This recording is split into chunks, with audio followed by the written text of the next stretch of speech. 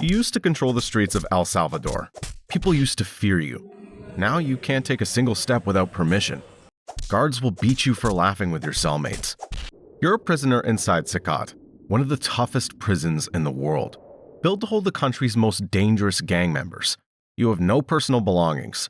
You get a white uniform, socks, slippers, and a towel. You live and sleep in a small, cramped, smelly cell. You'd share it with around 100 other prisoners. The walls are bare, and the multi-level metal bunk beds are stacked tightly together. You have no mattress and no pillow, just a thin white sheet. You lie down next to your biggest enemy from a rival gang. You're forced to live side by side. It's hard to get any real sleep. There are no windows, and the artificial lights stay on all the time.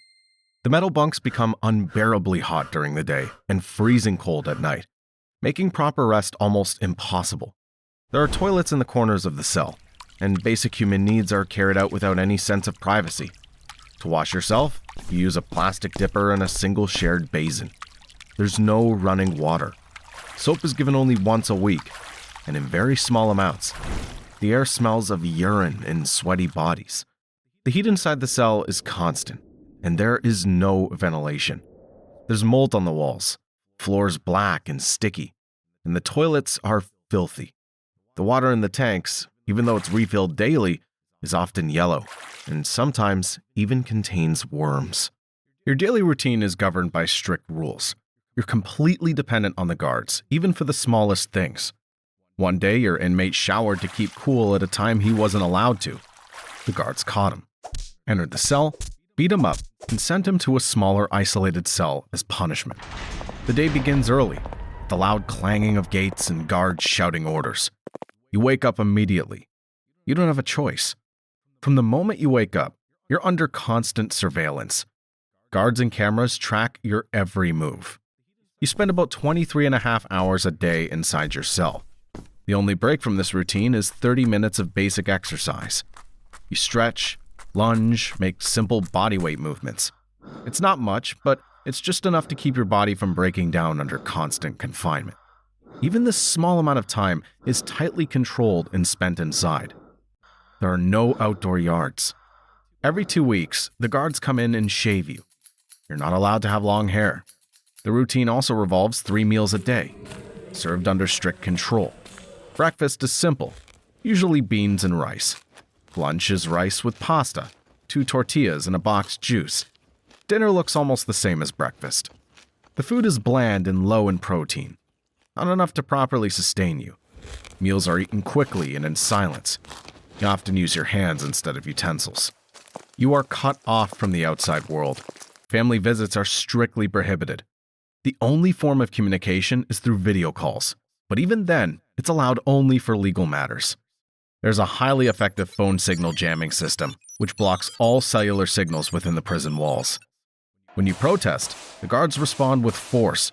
They shoot at you with rubber bullets from close range, aiming directly at your body.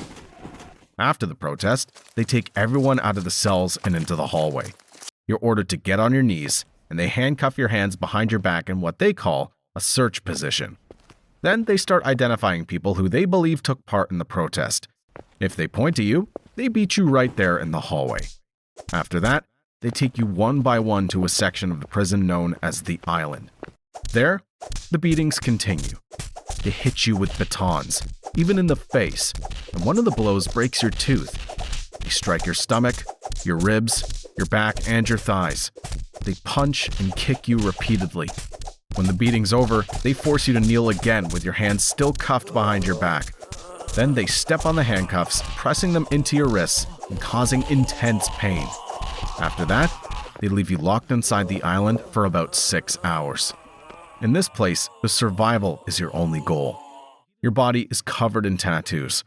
They tell your story. They show your rank and your accomplishments within the organization. Each one marks a different chapter in your violent life. Your whole face and neck are covered in tattoos. You're one of the most fearsome and high-ranking members of Barrio 18. Under your left eye, you have 3 teardrops, a message that you've taken many lives. The number 18 holds similar significance, showing your allegiance to the gang and its violent cause. The symbols on your neck are a list of your sins.